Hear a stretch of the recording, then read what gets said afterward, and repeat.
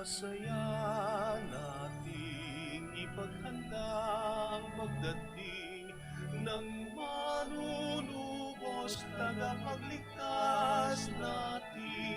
Tuwiri mga landas, mga alitan ay tapusin, sapagkat si Kristo'y darating.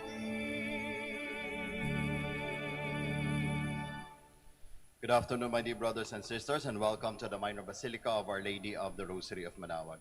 Today, we will celebrate the third Sunday of Advent. We begin our celebration, we gather in the name of the Father, and of the Son, and of the Holy Spirit. Amen.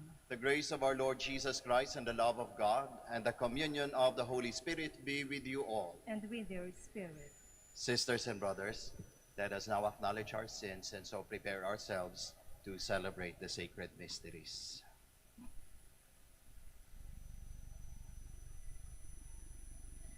Together we say, I confess to Almighty God and to you, my brothers and sisters, that I have greatly sinned in my thoughts and in my words, in what I have done and in what I have failed to do. Through my fault, through my most grievous fault. Therefore I ask Blessed Mary, ever Virgin, all the angels and saints, and you, my brothers and sisters, to pray for me to the Lord our God. May Almighty God have mercy on us, forgive us our sins, and bring us to everlasting life. Amen.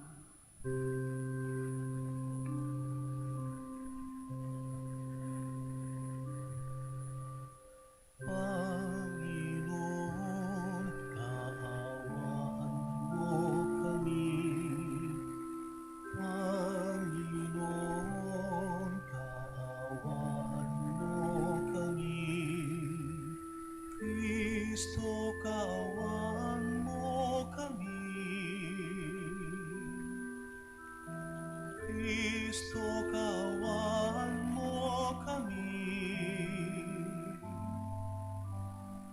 Panginoon, kaawaan mo kami. Panginoon, kaawaan mo kami.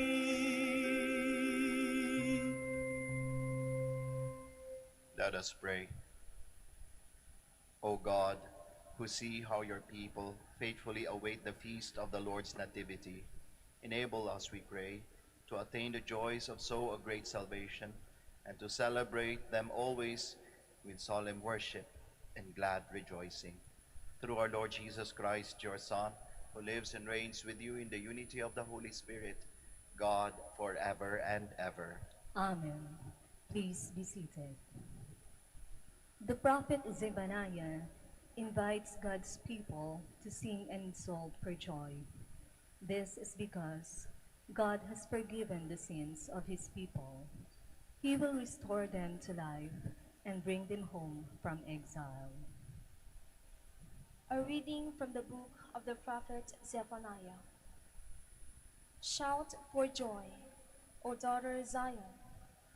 Sing joyfully, O Israel. Be glad and exult with all your heart, O daughter Jerusalem. The Lord has removed the judgment against you. He has turned away your enemies.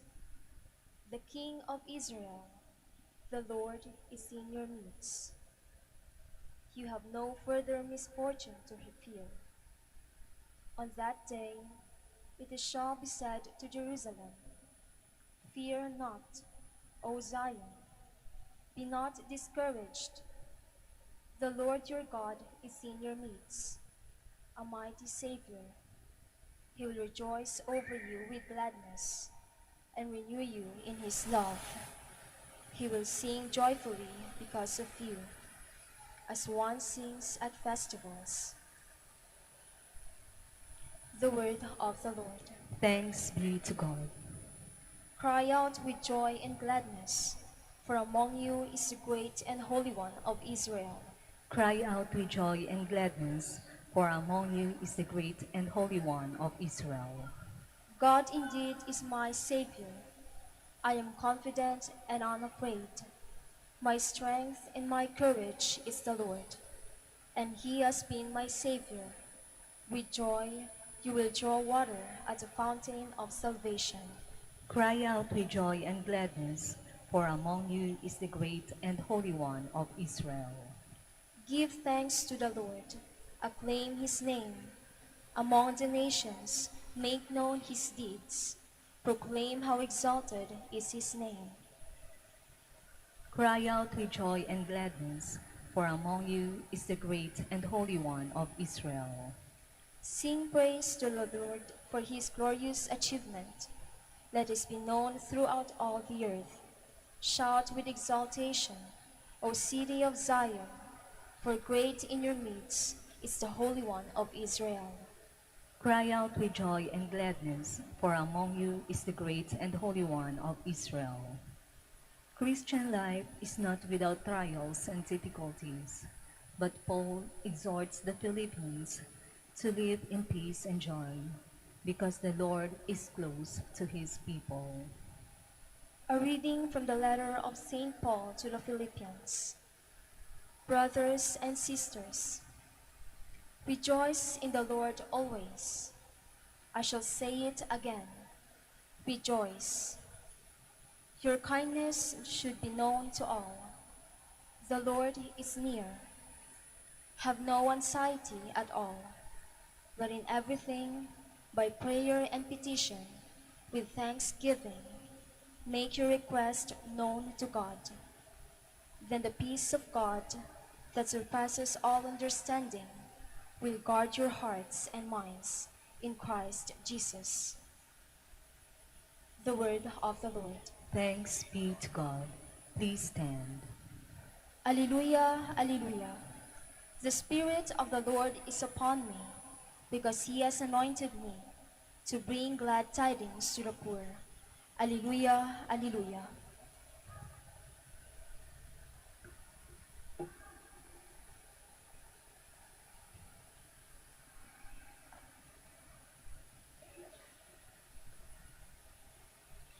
The Lord be with you. And with your spirit. A reading from the Holy Gospel according to Luke. Glory to you, O Lord. The crowds asked John the Baptist, "What should we do?" He said to them in reply, "Whoever has 2 cloaks should share with the person who has none, and whoever has food shall do likewise."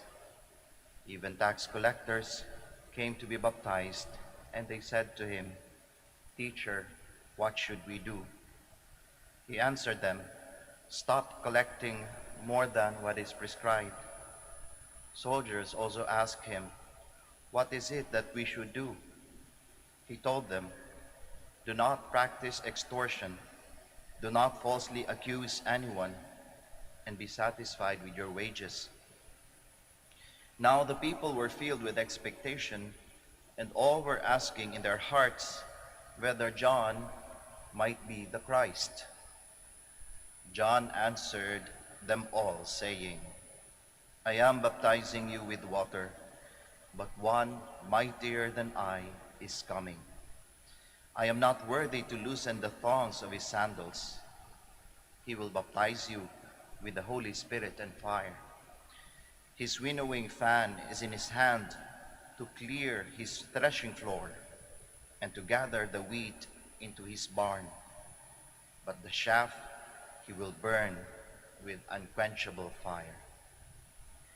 Exhorting them in many other ways, he preached good news to the people. Brothers and sisters, the Gospel of the Lord. Praise to you, Lord Jesus Christ. Please be seated. Magandang hapon po muli sa ating lahat. Ang pangatlong linggo po ng Adbyento ay tinatawag din na Gaudete Sunday. And it expresses the joy of the community of the church in anticipation of the coming of our Lord Jesus Christ. Gaudete Sunday, masaya kasi malapit na ang kapanganakan ng ating Panginoong Hesukristo. Malapit na ang Christmas. Kaya nga sa second reading natin ngayon, dinig na dinig natin si Saint Paul to his letter to the Philippians, saying and telling all of them, "Rejoice in the Lord always." I shall say it again, rejoice. An exhortation, a command to rejoice. Okay ba tayo dyan? Para sa akin, parang ang hirap yata gawin nun. Rejoice always? Are you sure, St. Paul? Can we truly do that? Being persons that go through many challenges in life. Being persons who experience pain in this life. Can we truly experience rejoicing always? Paggagalak, kasiyahan na walang puknat, tuloy-tuloy. Kung titignan nga natin, di ba, sa isang araw nga lang, hindi natin malaman kung ano yung mararamdaman natin. Maaring pagkagising mo sa umaga, ang saya-saya mo. Pero hindi pa dumadating ang tanghali, inis na inis ka na. Visit na visit ka na sa mga kasama mo sa trabaho. Rejoice always. Masaya ka kasi pupunta ka ng simbahan, makakapagdasal ka. Tapos, naiinis ka rin sa mga hirap na dadaanan mo bago ka makapunta sa simbahan. Rejoice always.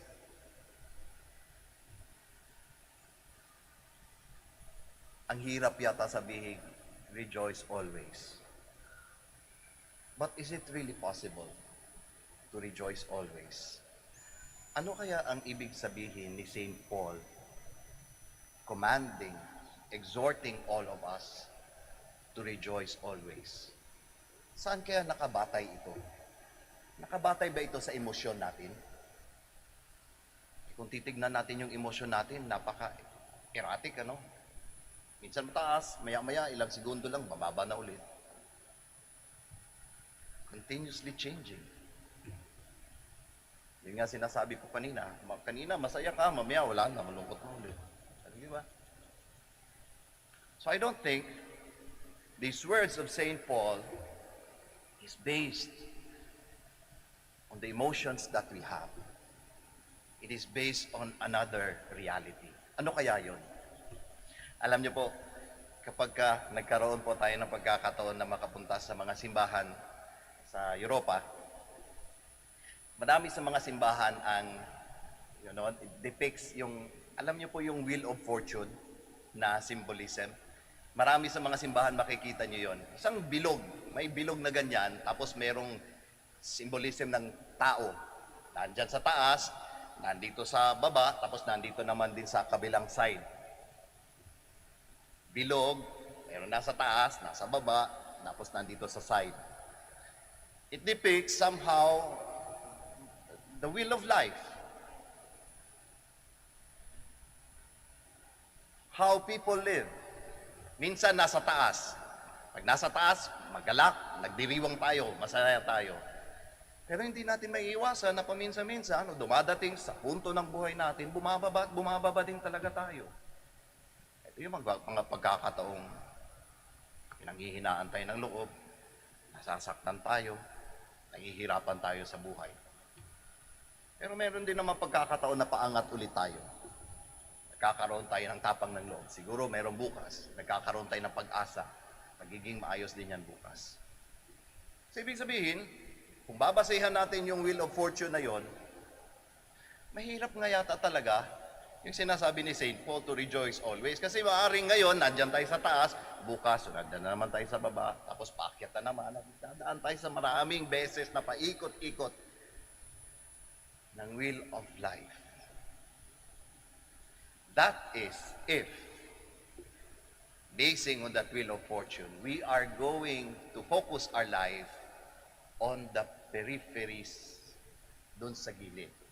Kasi kung titignan natin yung symbolism ng Wheel of Fortune na yon, merong character doon sa gitna. Merong simbolo doon sa gitna that represents Christ. that represents our Savior. At anong ibig sabihin nun? Ibig sabihin nun, na kahit ano pa yung nararanasan natin sa mundong ito, ang ating Panginoong Hesukristo na nasa gitna, nananatili. Matatag.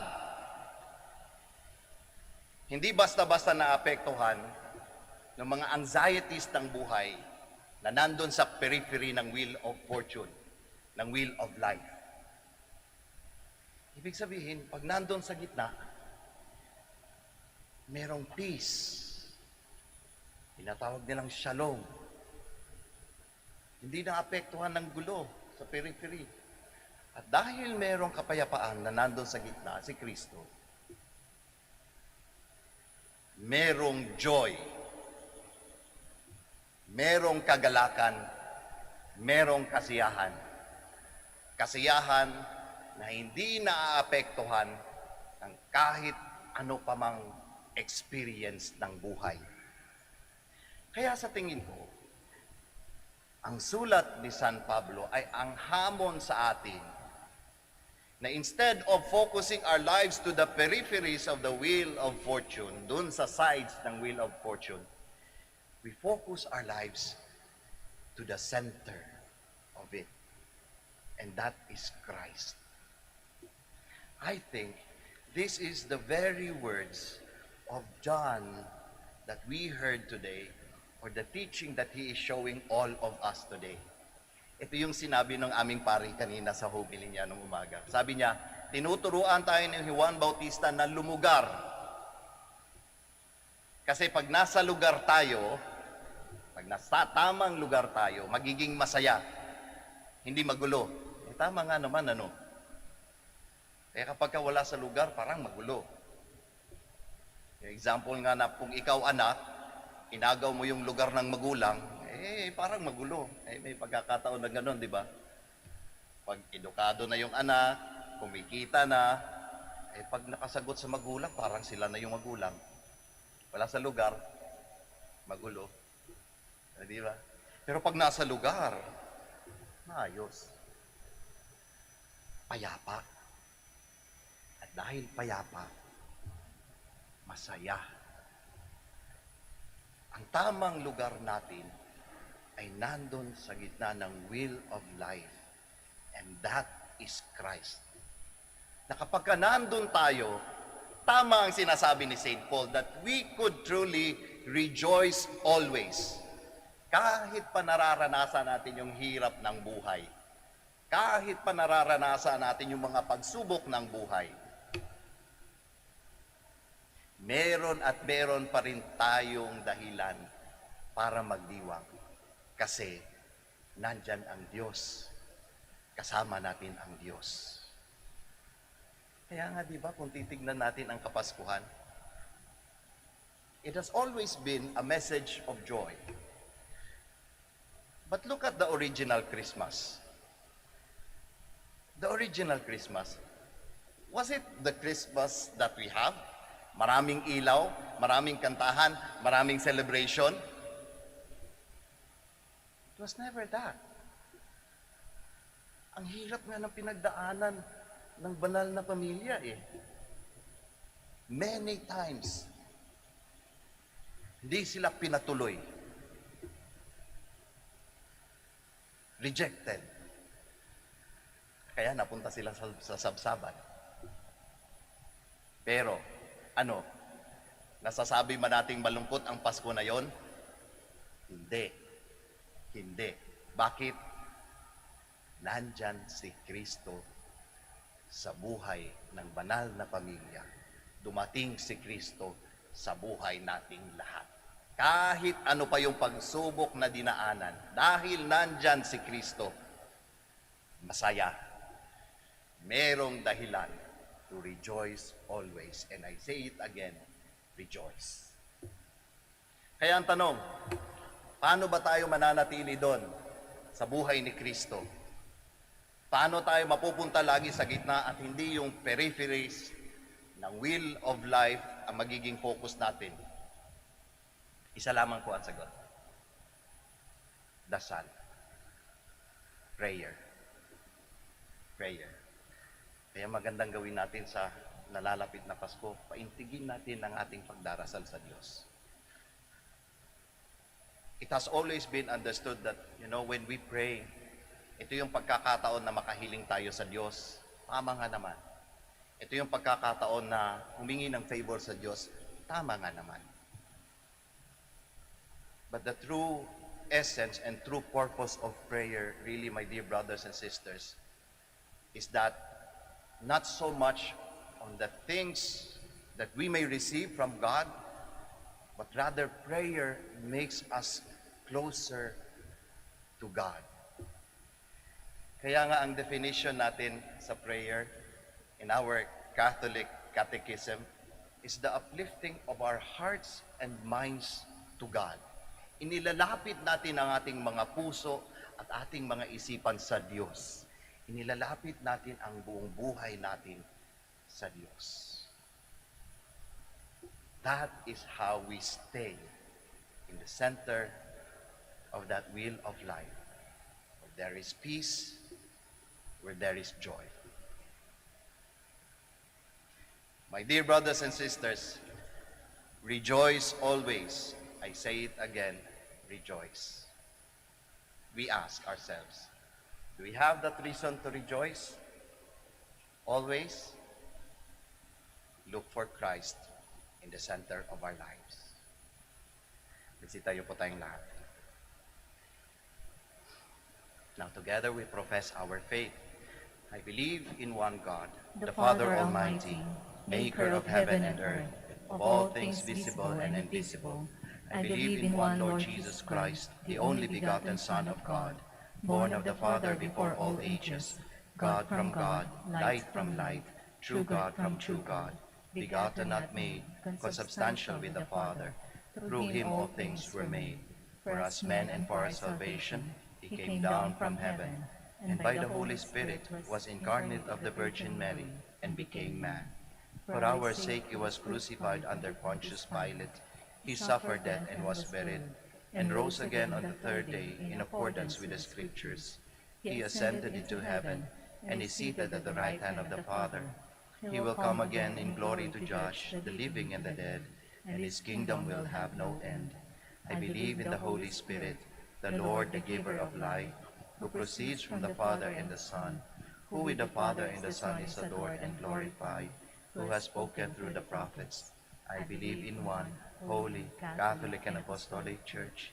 I confess one baptism for the forgiveness of sins, and I look forward to the resurrection of the dead and the life of the world to come. Amen. Amid the difficulties of life, let us now pray to the Father that we may hold fast to what endures, the love and joy found only in Christ. In joyful hope, let us pray, Lord, bring joy to our hearts. Lord, bring joy to our hearts. Fill with the spirit of knowledge and fear of the Lord all our church leaders, that they may exercise their authority in the church with joy, peace, justice, and love. We pray. Lord, bring joy to our hearts. Through humility and love, may our government leaders set aside their selfish desires and petty grievances, so that they may lead the people entrusted to their care towards unity and peace. We pray. Lord, bring joy to our hearts. As we go through this pandemic, may our Advent longing for the Messiah find us watchful in prayer and active in works of charity, especially to those who are sick. We pray. Lord, bring joy to our hearts. Heal whatever needs healing in us, memory, emotions, body, and soul, so that our lives may be found always worthy to praise you with joy in our hearts. We pray. Lord, bring joy to our hearts. Welcome with joy our departed brothers and sisters into your kingdom, where all tears, sickness, and anxiety are wiped away. We pray. Lord, bring joy to our hearts. For the birthday intentions of Fray Rambang Ngawan, OP, we pray. Lord, bring joy to our hearts. Let us pray for the urgent concerns of our community and our personal intentions. We pray.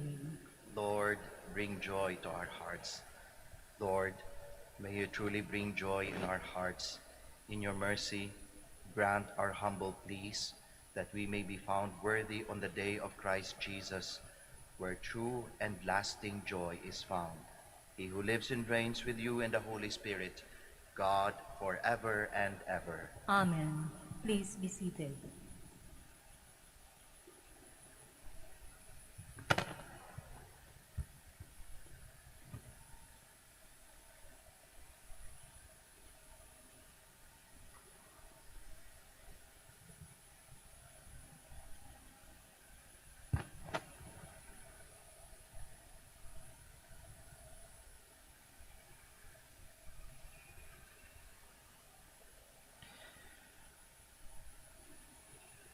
Blessed are you, Lord God of all creation, for through your goodness we have received the bread we offer you. Fruit of the earth and work of human hands, it will become for us the bread of life. Blessed be God forever.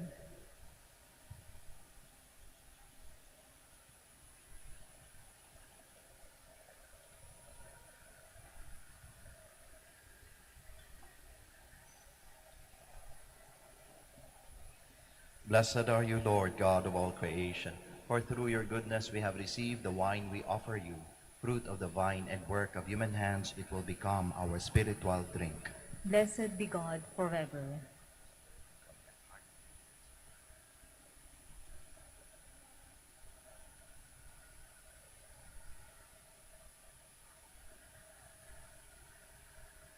Please stand. Pray, my dear sisters and brothers, that your sacrifice and mine may be acceptable to God, the Almighty Father. May the Lord accept the sacrifice at your hands for the praise and glory of his name, for our good and the good of all his holy church. May the sacrifice of our worship, Lord, we pray, be offered to you unceasingly, to complete what was begun in sacred mystery and powerfully accomplish for us your saving work. Through Christ our Lord. Amen. The Lord be with you. And with your spirit, Lift up your hearts. we lift them up to the Lord. Let us give thanks to the Lord our God. It is right and just. It is truly right and just, our duty and our salvation, always and everywhere to give you thanks, Lord, Holy Father, Almighty and eternal God, through Christ our Lord. For all the oracles of the prophets foretold him, the Virgin Mother longed for him with love beyond all telling. John the Baptist sang of his coming and proclaimed his presence when he came. It is by his gift that already we rejoice at the mystery of his nativity, so that he may find us watchful in prayer and exultant in his praise. And so with angels and archangels, with thrones and dominions, and with all the hosts and powers of heaven, we sing the hymn of your glory, as without end we acclaim.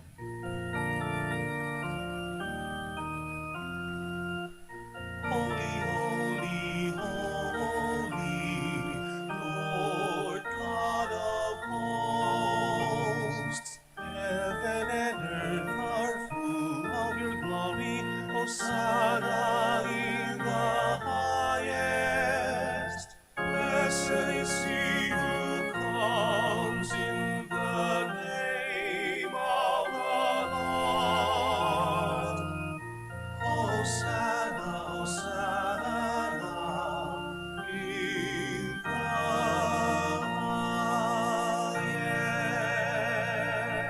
highest. Please kneel. You are indeed holy, O Lord, the fount of all holiness. Make holy, therefore, these gifts, we pray, by sending down your Spirit upon them like the dew fall, so that they may become for us the body and blood of our Lord Jesus Christ.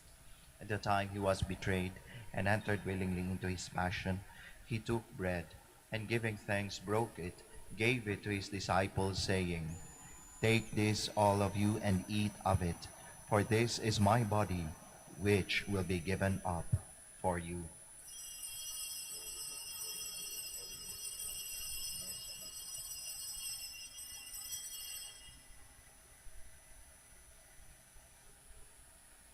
In a similar way, when supper was ended, he took the chalice, and once more giving thanks, he gave it to his disciples, saying, "Take this, all of you, and drink from it, for this is the chalice of my blood, the blood of the new and eternal covenant, which will be poured out for you and for many, for the forgiveness of sins. Do this in memory of me."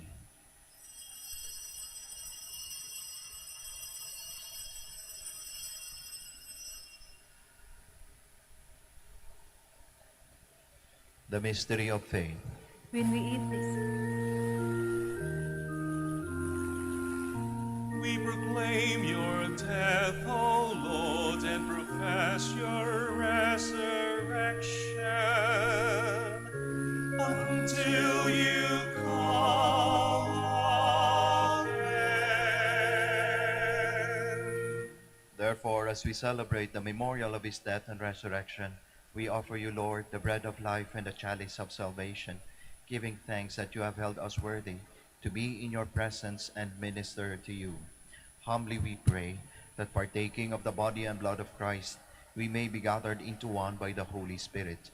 Remember, Lord, your church spread throughout the world, and bring her to the fullness of charity, together with Francis our Pope, Socrates our Bishop, Fidelis his assistant bishop, and all the clergy. Remember also our brothers and sisters who have fallen asleep in the hope of the resurrection, and all who have died in your mercy. Welcome them into the light of your face. Have mercy on us all, we pray, that with the Blessed Virgin Mary, the Mother of God, with blessed Joseph, her spouse, with the blessed apostles, with Saint Dominic and all the saints who have pleased you throughout the ages, we may merit to be co-heirs to eternal life, and may praise and glorify you through your Son, Jesus Christ. Through him, and with him, and in him, O God, Almighty Father, in the unity of the Holy Spirit, all glory and honor is yours forever and ever.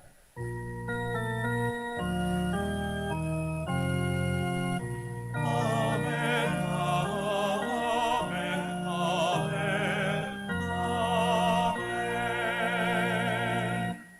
please stand. At the Savior's command and formed by divine teaching, we all dare to pray.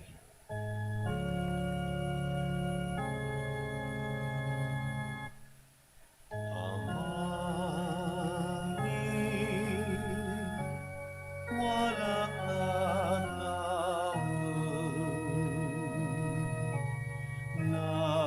nagalas mo, ngaran mo, unsapit si kami, panarian mo, uno ra'y linawang jatali. Punong at tawag sa'y kanan agaw-agaw, itermo si kami daluhaya, ng pandien mo'y kasalanan mi, punong laban naman diri, kasalanay ng kasalanan, at si kami nanag mo kami, iteretuso,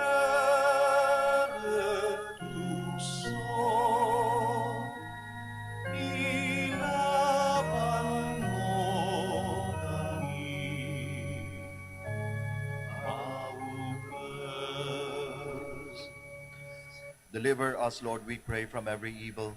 Graciously grant peace in our days, that by the help of your mercy we may be always free from sin and safe from all distress, as we await the blessed hope and the coming of our Savior, Jesus Christ.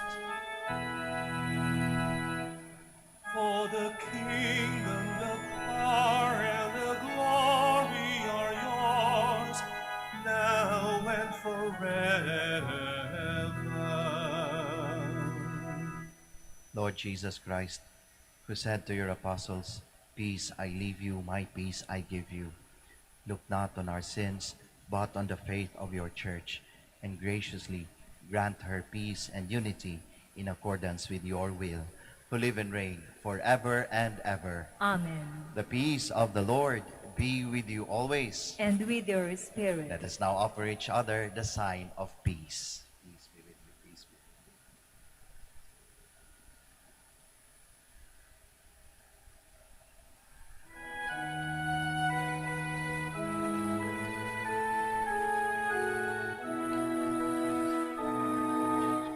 Lamb of God, you take away the sins of the world.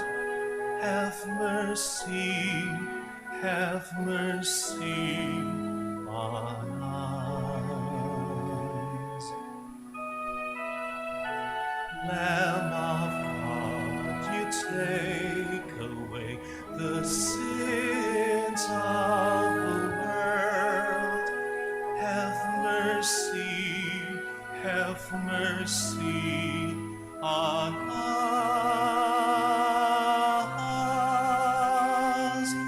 Lamb of God, you take away the sins of the world.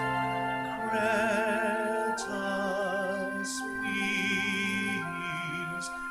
Grant us peace. Please kneel. Behold Jesus, the Lamb of God, the Son of Mary. Behold him who takes away the sins of the world. Blessed are those called to the supper of the Lamb.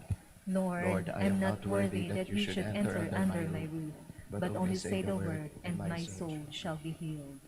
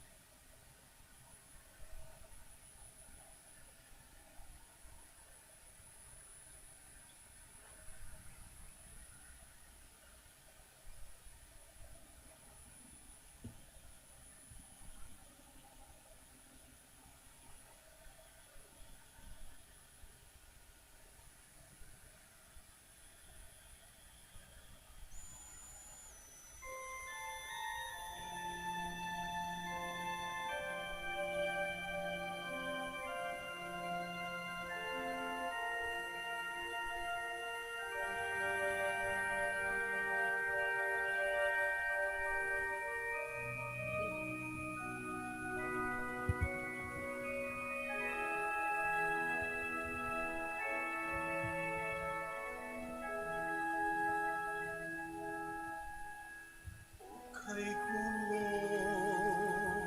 na nga ng mundo,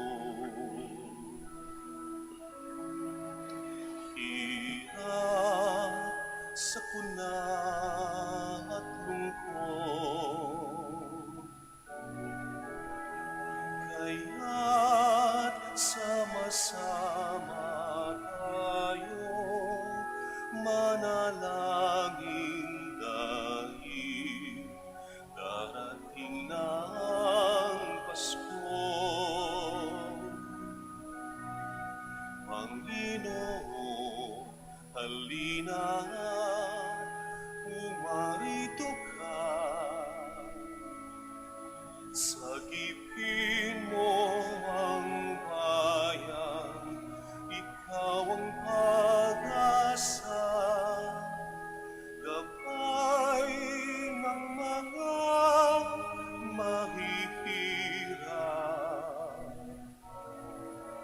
Panginoon, iligtas mo ang iyong bayan.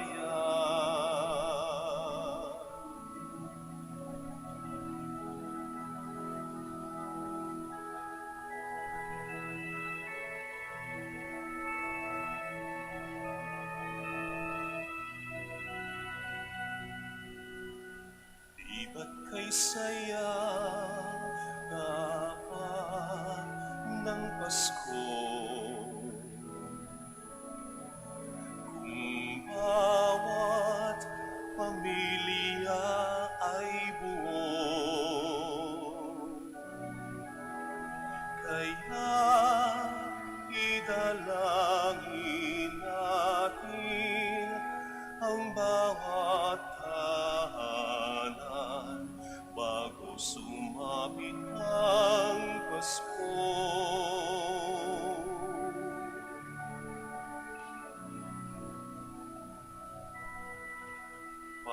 Panginoon, halina't pumarito ka. Sagipin mo ang bayan, ikaw ang pag-asa. Gabay ng mga mahihirap. Panginoon, iligtas mo ang iyong bayan.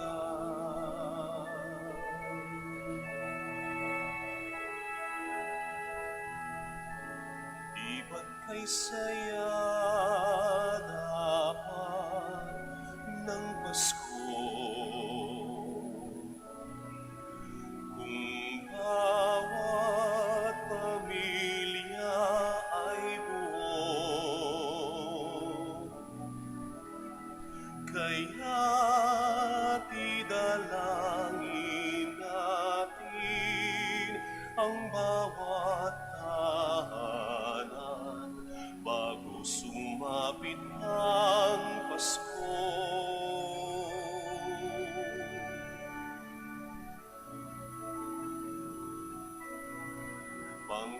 Panginoon, halina't pumarito ka.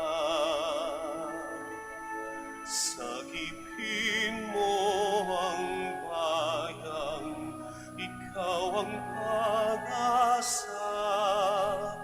Gabay ng mga mahihirap. Panginoon, iligtas mo ang iyong bayan.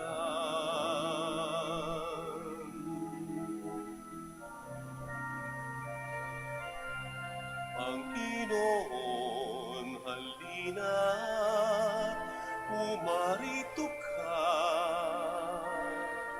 Sagipin mo ang bayan, ikaw ang pag-asa. Gabay ng mga mahihirap. Panginoon, iligtas mo ang iyong bayan.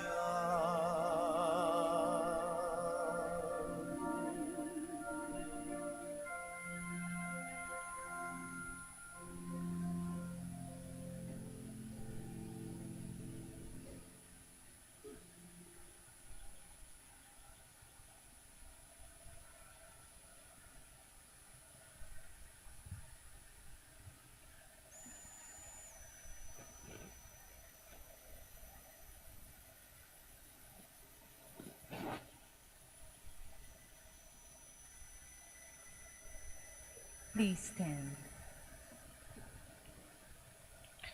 Let us pray. We implore your mercy, Lord, that this divine sustenance may cleanse us of our faults and prepare us for the coming feast. Through Christ our Lord. Amen. Bago po tayo magtapos ng ating misa, ako po ay magpapasalamat sa ating lector-commentator, sa ating acolytes, sa ating Eucharistic ministers, at sa inyong lahat po na nakiisa sa misang ito. Maraming salamat po. Ingat po tayo sa ating pag-uwi at nawabaunin niyo pong pagpapala ng ating Panginoong Diyos sa pamamagitan ng ating mahal na ina, ang Birhen ng Santo Rosario ng Manaoag. Muli po, maraming salamat. The Lord be with you, And with your spirit. and may Almighty God bless you all, the Father, the Son, and the Holy Spirit. Amen. The Mass is ended. We'll go in peace. Thanks be to God. We shall now have the prayer for the blessing of the sick and the blessing of our rosaries and other religious articles. Our help is in the name of the Lord. Who made heaven and earth. Let us pray. God, our Almighty Father, by your blessing you give us strength and support in our frailty. Turn with kindness towards our brothers and sisters. Free them from all illness and restore them to good health through the intercession of Our Lady of the Rosary of Manaoag, so that, in the sure knowledge of your goodness, they will gratefully bless your holy name. We ask this through Christ our Lord. Amen. In memory of the mysteries of the life, death, and resurrection of our Lord Jesus Christ, and to the honor and glory of the Blessed Virgin Mary, Mother of Christ and Mother of the Church, Our Lady of the Rosary of Manaoag, may these rosaries, images, candles, oils, and other religious articles, our devotees and pilgrims, be blessed and made holy. In the name of the Father, and of the Son, and of the Holy Spirit. Amen.